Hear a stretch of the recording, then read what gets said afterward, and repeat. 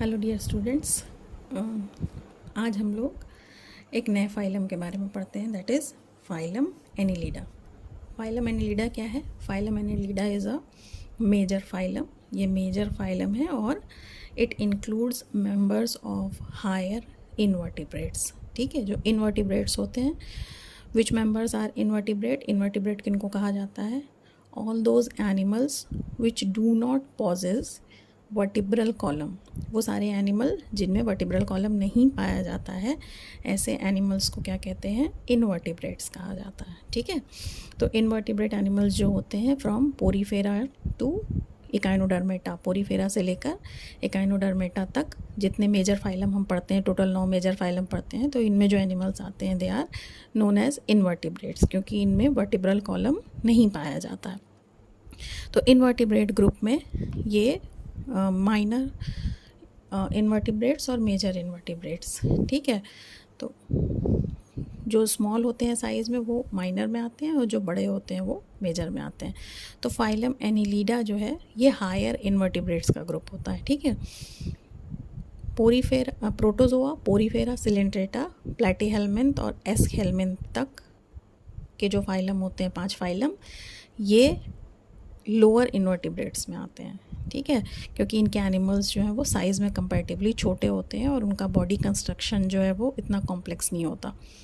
But Annelida onwards, Annelida, Arthropoda, Mollusca और Echinodermata, ये 4 major phylum ऐसे हैं जो हायर इनवर्टिब्रेट्स में आते हैं, क्योंकि इनमें जो एनिमल्स पाए जाते हैं कंपैरेटिवली साइज़ में बड़े होते हैं एंड कॉम्प्लेक्स टाइप के सिस्टम्स जो हैं वो इसमें डेवलप हो जाते हैं।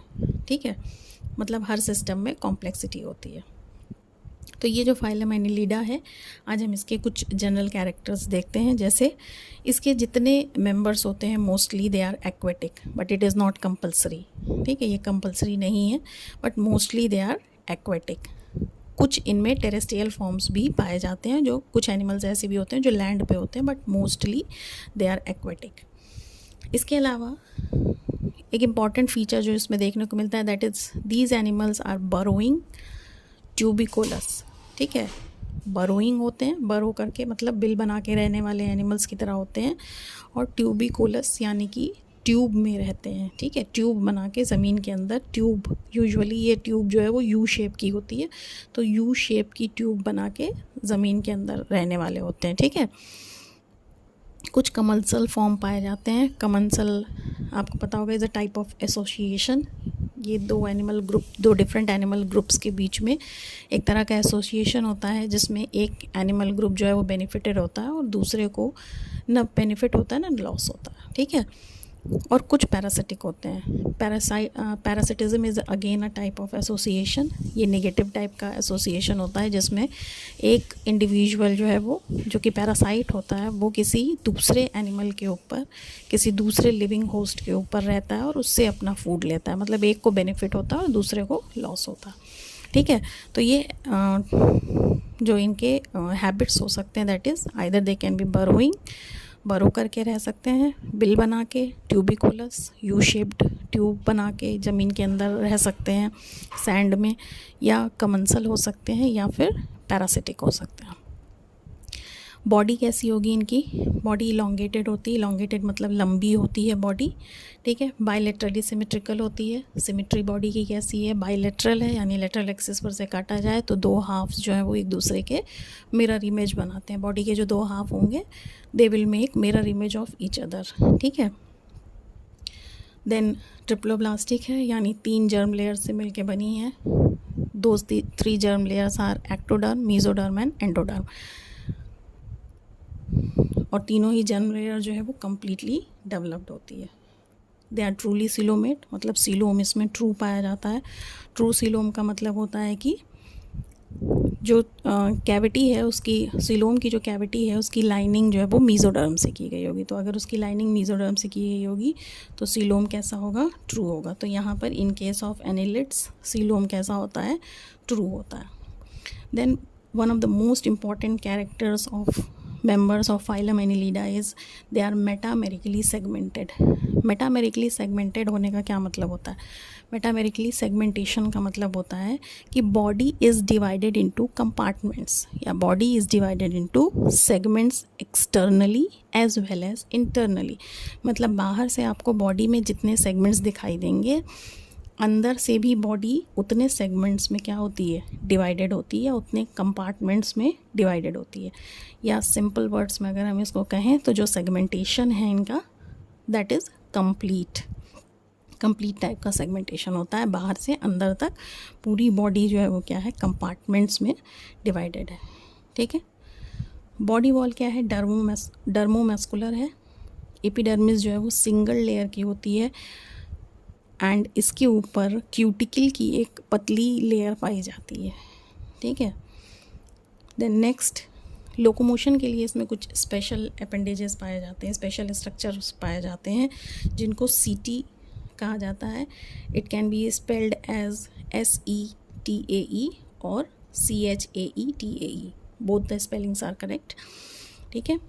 तो ये सीटी जो है ये लोकोमोटरी ऑर्गन होते हैं इनमें, और ये इनके स्किन में जो है वो एम्बेडेड होते हैं या धंसे हुए होते हैं. ये जो एनिलिडा के मेंबर्स होते हैं इनमें setae either they can be present on a fleshy appendage. Body के लेटरल साइड से एक फ्लैशी अपेंडेज निकला होता है जिसको कि पैरापोडिया कहते हैं. तो setae can either be present on parapodia और parapodia can be absent also. ठीक है. मतलब दोनों ही कंडीशंस हो सकती हैं कि parapodia, setae is present on parapodia means setae is present on a lateral appendage which is known as parapodia. जैसे फॉर एग्जांपल नेरिस के केस में हमको ऐसा देखने को मिलता है कि नेरिस के दोनों लेटरल साइड पे ट्रायंगुलर स्ट्रक्चर जो है वो हर सेगमेंट से एक ट्रायंगुलर स्ट्रक्चर निकला होता है जिसको पैरापोडिया कहते हैं, और उस पैरापोडिया पे एम्बेडेड सीटी पाए जाते हैं. या कुछ और अदर मेंबर्स में क्या होता है, सीटी तो प्रेजेंट होते हैं लोकोमोशन के लिए, लेकिन वो फ्लैशी अपेंडेज पैरापोडिया नहीं प्रेजेंट होता है. ठीक है. तो पैरापोडिया मे और मे नॉट बी प्रेजेंट. ठीक. इनका जो सीलोम होता है, पहले मैंने बताया कैसा है, ट्रू सीलोम है, और ट्रू सीलोम दो तरह के होते हैं, शाइजोसिलस और एंट्रोसिलस. यहाँ पर जो सीलोम होता है ट्रू सीलोम वो शाइजोसिलस टाइप का होता है, यानी कि it is formed by splitting of the layer of mesoderm. Mesoderm की जो लेयर होती है उसकी स्प्लिटिंग की वजह से सीलोम का फॉर्मेशन होता है. इस तरह के सीलोम को शाइजोसील कहा जाता है. डाइजेस्टिव सिस्टम इसमें स्ट्रेट है, सीधा है, कंप्लीट है. कंप्लीट कहने का मतलब होता है कि माउथ और एनस दोनों ही प्रेजेंट हैं डाइजेस्टिव ट्रैक पे यानी एलिमेंट्री कैनाल में, और दोनों अपोजिट एंड पे प्रेजेंट होते हैं. डाइजेशन एक्स्ट्रा सेलुलर है. Extracellular means that digestion is being performed in a specialised tract. ठीक है. एक स्पेशलाइज्ड ट्रैक में डाइजेशन जो है वो डाइजेशन का फिनोमिना परफॉर्म किया जा रहा है, और इस स्पेशलाइज्ड ट्रैक को हम एलिमेंट्री कैनाल कहते हैं. अगर यही डाइजेशन जो है वो सेल्स के अंदर होता है तो ये इंट्रासेलुलर कहलाता है. तो digestion can be of two types, intracellular and extra cellular. In case of annelids it is extra cellular, which means that digestion is performed in a specialised tract that is known as alimentary canal और digestive tract. ठीक है. Blood vascular system closed type का है. Blood vascular system can be of two types, open and closed. Open means कि vessels जो हैं, arteries और veins या वेसल्स एब्सेंट होती हैं. ब्लड जो है वो साइनस और लैकुनी से होता हुआ ओपनली बॉडी में फ़्लो करता है. क्लोज टाइप के सर्कुलेटरी सिस्टम में क्या होता है कि जो ब्लड होता है वो कुछ स्पेशलाइज्ड वेसल्स के अंदर से होके फ़्लो करता है, जिन्हें हम आर्टरीज, वेन्स और कैपिलरीज कहते हैं. तो यहाँ ब्लड वेस्कुलर सिस्टम कैसा है, क्लोज टाइप का है.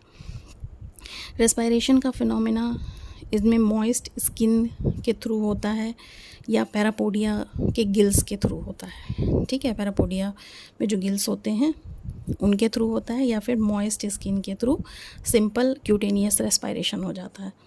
एक्सक्रीशन के लिए इसमें स्पेशलाइज्ड स्ट्रक्चर पाया जाता है जिसको नेफ्रीडिया कहते हैं. Nephridia is a special type of excretory organ present in phylum, members of phylum Annelida. Then जो नर्वस सिस्टम है इसके नर्वस सिस्टम में पेयर्ड सेरिब्रल गैंग्लियन प्रेजेंट होते हैं। सेरिब्रल गैंग्लियन यानी जो ब्रेन में गैंग्लियन पाए जाते हैं उनको सेरिब्रल गैंग्लियन कहते हैं। ये पेयर्ड स्ट्रक्चर होते हैं और साथ में डबल वेंट्रल नर्व कॉर्ड पाई जाती है। बॉडी में double ventral nerve cord present है एंड डिफरेंट पोजीशंस पे अदर गैंग्लियंस और उससे निकलने वाली नर्व्स जो है वो प्रेजेंट होती हैं। ठीक है, देन नेक्स्ट सेंसरी ऑर्गन्स के रूप में इनमें बहुत सारे सेंसरी ऑर्गन्स पाए जाते हैं। जैसे टेक्टाइल ऑर्गन पाए जाते हैं। Tactile organs are those organs which are sensitive towards touch. Touch की फीलिंग के लिए जो ऑर्गन्स सेंसिटिव होते हैं उन्हें टेक्टाइल ऑर्गन कहते हैं। इनमें स्टैटोसिस्ट पाया जाता है, बहुत ही इम्पॉर्टेंट सेंसरी ऑर्गन है ये, जो कि एनिमल की बॉडी में इक्विलिब्रियम और बैलेंस मेंटेन करने का काम करता है। इसके अलावा टेस्ट बर्ड्स पाए जाते हैं। टेस्ट के लिए फोटो रिसेप्टर सेल्स पाई जाती हैं जो कि लाइट के लिए सेंसिटिव होती हैं, लाइट सेंसेशंस लेती हैं। और समटाइम्स किन्हीं एनिमल्स में, नॉट इन ऑल बट किन्हीं में आइज़ पाई जाती हैं with lenses, but these eyes are different with that of weep poses, या जो हायर एनिमल्स में पाए जाते हैं उनसे ये आइज़ जो है वो डिफरेंट होती हैं स्ट्रक्चर में। Then sexes can be either separate और दे कैन बी हर्माफ्रोडाइट, दोनों ही कंडीशंस पाए जाते हैं। क्लीवेज स्पाइरल होता है एंड डिटर्मिनेट होता है। Determinate means the fate of the blastomeres are pre decided. जिन ब्लास्टोमियर्स का फॉर्मेशन क्लीवेज के बाद होता है, क्लीवेज के बाद जो सेल्स बनती हैं they are known as blastomeres. तो ये जो ब्लास्टोमियर्स बनती हैं इनका फेट जो है वो प्री डिसाइडेड होता है, पहले से डिसाइडेड होता है। प्री डिसाइडेड का मतलब कि इनको पता है कि इन्हें आगे जाके कौन सी जर्म लेयर का फॉर्मेशन करना है और उस पर्टिकुलर जर्म लेयर से किस ऑर्गन का फॉर्मेशन होगा। This is the meaning of determinate cleavage. Larva, it is not necessary कि लार्वा हर एनिमल की लाइफ साइकिल में लार्वा प्रेजेंट हो, बट अगर लार्वा प्रेजेंट है और डेवलपमेंट इनडायरेक्ट टाइप का है तो जो लार्वा होगा that is known as trochophore. जो लार्वा एनिलिडा में पाया जाता है उसको ट्रोकोफोर लार्वा कहते हैं। देन एक बहुत ही कॉमन फिनोमेना इनमें पाया जाता है जिसको कहते हैं रीजनरेशन। रीजनरेशन का मतलब होता है कि इफ़ बॉडी का कोई पार्ट जो है वो कट गया है या कोई स्ट्रक्चर जो है वो छोड़ दिया गया है तो उसकी जगह पे वही स्ट्रक्चर फिर से नया डेवलप हो जाता है, that is known as regeneration. तो ये रीजनरेशन का फिनोमेना इनमें पाया जाता है। इसके कुछ बहुत इंपॉर्टेंट एग्जांपल्स हैं, जैसे नेरिस या हिट्रोनेरिस। नेरिस या हिट्रोनेरिस, बच्चों को इनमें बहुत कन्फ्यूजन होता है कि ये दो अलग अलग एनिमल्स हैं, but these two names are of a single animal. ये एक ही एनिमल के दो नेम होते हैं। जब एनिमल नॉर्मल कंडीशन में होता है तो उसको नेरिस कहते हैं, और जब वो सेक्सुअल रिप्रोडक्शन करने के लिए सेक्सुअली मैच्योर फॉर्म में आता है तो उसको हिट्रोनेरिस कहा जाता है। ठीक है, but both the animals are same. ठीक, देन नेक्स्ट है हिरुडिनेरिया। हिरुडिनेरिया मतलब कॉमनली जो जोंक या लीच आप देखते हैं उसका ये साइंटिफिक नेम है Hirudinaria. Then Aphrodite, Chaetopterus, Arenicola, Lumbricus, Pontobdella या पॉलीगॉडियस, ये बहुत ही इंपॉर्टेंट एग्जाम्पल हैं इस फाइलम के। देन इन जितने भी एग्जाम्पल हैं, बहुत सारे एग्ज़ाम्स में, कम्पिटिटिव एग्ज़ाम्स में इनके कॉमन नेम पूछे जाते हैं। जो इम्पॉर्टेंट एनिमल्स के कॉमन नेम पूछे जाते हैं वो यहाँ पे मेंशन किए हैं मैंने। जैसे नेरिस को क्लैम्प वर्म या रैगवर्म कहते हैं। ठीक है, क्योंकि ये अपने नेरिस जो होता है ये बर्रोइंग एनिमल है और ये ट्यूब जैसा स्ट्रक्चर बना के उसके अंदर रहता है। तो ट्यूब के एक सिरे पे ढक्कन नुमा स्ट्रक्चर प्रेजेंट होता है जो ट्यूब को बंद करने का काम करता है, ताकि ट्यूब जो है वो परमानेंटली बंद रहे। जब एनिमल को बाहर निकलना होगा तभी वो ढक्कन जो है वो खुलेगा, तो इसलिए इसको क्लैम्प वर्म कहा जाता है। हिरुडिनेरिया लीच या जोंक को कहा जाता है। देन जो कि कॉमनली देखे जाते, कॉमन भाषा में इन्हें जोंक कहते हैं। देन कीटोप्टेरस, इसको पर्चमेंट वर्म या पर्चमेंट ट्यूब वर्म कहा जाता है। एरिनिकोला को लंग वर्म या सैंड वर्म कहते हैं, और एफ्रोडाइट को सी माउस कहा जाता है। क्योंकि इसका स्ट्रक्चर कुछ कुछ देखने में माउस जैसा लगता है, so they are known as sea mouse. ठीक है, तो ये कुछ बहुत ही इंपॉर्टेंट एग्जांपल्स हैं इसके, जिनके common name generally different competitive exams में भी पूछे जाते हैं, तो आप इसको याद रखिएगा। ये जनरल कैरेक्टर्स हैं फाइलम एनिलिडा के। इसके अलावा और भी बहुत सारे कैरेक्टर्स हैं, with these are important characters. जैसे जो most important characters phylum Annelida के होते हैं, they are that these animals are metamerically segmented. इनमें लोकोमोशन के लिए सीटी पाया जाता है। कुछ एनिमल्स में पैरापोडिया प्रेजेंट होता है। एक्सक्रीशन इनमें नेफ्रीडिया के थ्रू होता है। ठीक है, सीलोम इनमें ट्रू सीलोम शाइजोसिलस टाइप का होता है। ये ट्रिप्लोब्लास्टिक होते हैं, बायलेटरली सिमेट्रिकल होते हैं। ये कुछ बहुत ही इम्पॉर्टेंट कैरेक्टर्स हैं इनके फाइलम एनिलिडा के। ठीक है, तो that's all for today. All the important characters of phylum Annelida have been discussed. Go through the lecture, or if you like it, then do like the video, share it with your friends, and subscribe the channel. Thank you for listening.